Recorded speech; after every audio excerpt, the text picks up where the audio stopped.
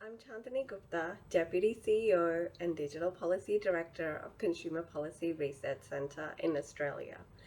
And I'm truly honoured to present the keynote for Financial Inclusion Week hosted by the Centre of Financial Inclusion. The online world promises us so much choice. The choice for what we want, when we want it, and how we want it.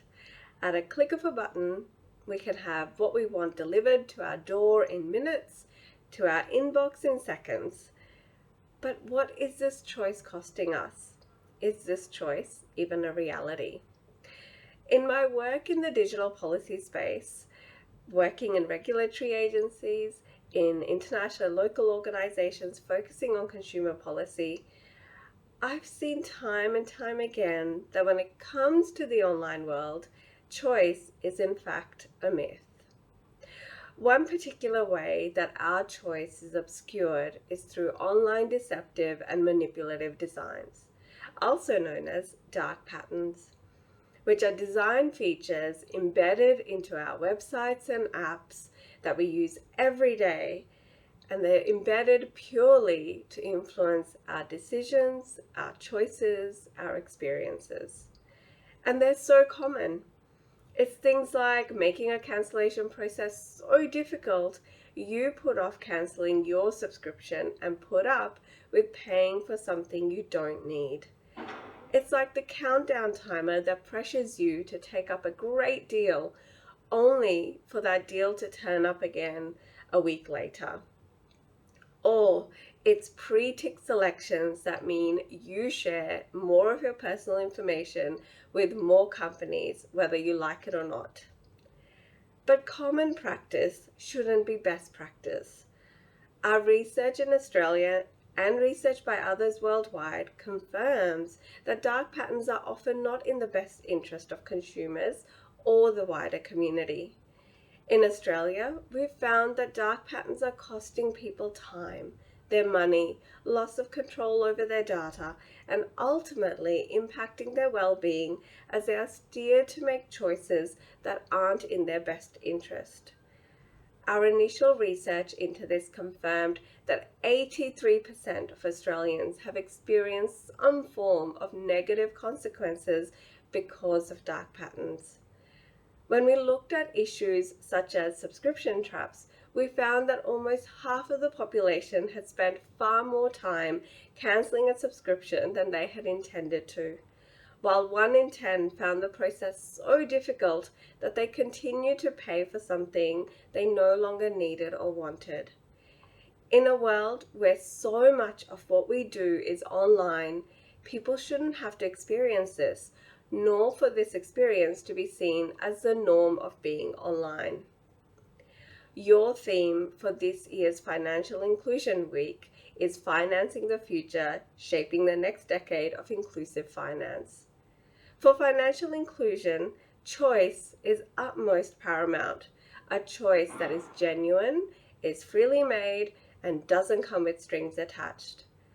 When I was reflecting on this theme, I thought about just how much our personal information and our data plays a role in how easily we can be included or excluded in the digital economy. More businesses are using more of our data in more ways than ever before. It can shape what a person sees online, what they're offered, the price they're offered, and what they're excluded from. In a more data-driven world than ever before, protecting how personal information is collected, shared, and used has never been more important than now. But when you look at how our personal information is being used, you start to see that our lack of choice funnels deeper. In our research, we found time and time again that people are not comfortable with a lot of practices that are happening right now. They're not okay with personal information being used to create a profile about them, or having their personal information collected from other companies, or having it sold or shared with other companies they have no connection with. There's also a sense of unfairness when being asked to provide more information than what's actually required to deliver a product or service. and people expect businesses to really step up and protect them from their information being used in a way that leaves them worse off. Then there's the issue of redress. You might think, well, surely if you're being harmed as a result of deceptive practices or personal information being used in inappropriate ways, or if you feel something's not right, there's help available or someone to talk to, right? Not really. People are already on the back foot trying to navigate 90,000 word privacy policies while a 5-minute timer is counting down for them to finish making their purchase. Protecting your privacy online is a time-consuming experience. The issue here is that firstly, you may not even know if you've been harmed. And if you do, help isn't just a call away. Redress online isn't accessible as it is in other sectors. Mostly, people know where to go for help if they're having issues with their telecommunications or energy provider. But it's not so clear when your privacy or online experience is being compromised. And this isn't just about data harms. Our research has shown that people are less likely to pursue a refund or exchange on the products and services they've purchased online versus if they had purchased the same product or service in a physical store. Because, one, people often don't know where to go. Finding contact details or returns process is made intentionally difficult. And two, if you do find the process, there is no guarantee that you will be offered a remedy. So where does that leave us? There's a major mismatch between how the digital economy currently works across many countries and what people actually deserve. Lack of transparency, lack of laws, and lack of redress means that consumers are left unprotected to have their vulnerabilities exploited. We have a situation where we disproportionately place on individuals the burden of their own safety online. But given the sheer volume and velocity of the digital economy, it's an unfair expectation and undue pressure to put on people. The balance of power and the balance of accountability both need a recalibration, and it starts by giving meaningful choice that doesn't degrade. We need laws that protect people from businesses treating them unfairly.